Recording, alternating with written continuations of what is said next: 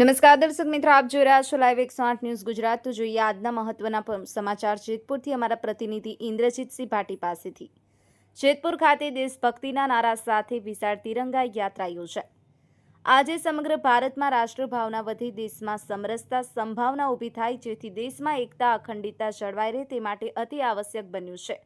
દેશમાં રાષ્ટ્રભાવના વિરોધી માનસિક વિકૃતિ નેસ્તનાબૂદ થાય તે માટે ઘર ઘર તિરંગા હોવું અતિ આવશ્યક બન્યું છે। દેશમાં લોકોની સુખ શાંતિ અને સલામતી માટે રાષ્ટ્ર પ્રત્યે એકાત્મકતાથી ભાવના અને માહોલ હોવો આજના સમયની માંગ બની રહી છે। આ ઉદ્દેશ્યને સફળ બનાવવા સરકાર દ્વારા સમગ્ર ભારતમાં તિરંગા યાત્રાઓ યોજાઈ રહી છે। દેશમાં વસતા દરેક નાગરિકો આ યાત્રામાં જોડાઈ અને પોતાની નૈતિક જવાબદારી નિભાવી રહ્યા છે। આ તિરંગા યાત્રા પોલીસ પરેડ ગ્રાઉન્ડથી સ્વામિનારાયણ મંદિર સુધી યોજાઈ હતી, જેમાં સ્થાનિક યુવા ધારાસભ્ય જયેશભાઈ રાદડિયા, જેતપુર મામલતદાર ડીવાયએસપી ડોડિયા, જેતપુર તાલુકા PI, Jetpur city PI Dodiya, શહેર ભાજપ પ્રમુખ રાહુલભાઈ આસનાણી, પોલીસકર્મીઓ, શિક્ષકગણ, શહેરીજનો તથા વિદ્યાર્થીઓ મોટી સંખ્યામાં જોડાયા હતા। વધુ સમાચાર જોવા માટે લાઈવ 108 ન્યૂઝ ગુજરાત ચેનલને લાઇક, કમેન્ટ, શેર અને સબસ્ક્રાઇબ અવશ્ય કરશો।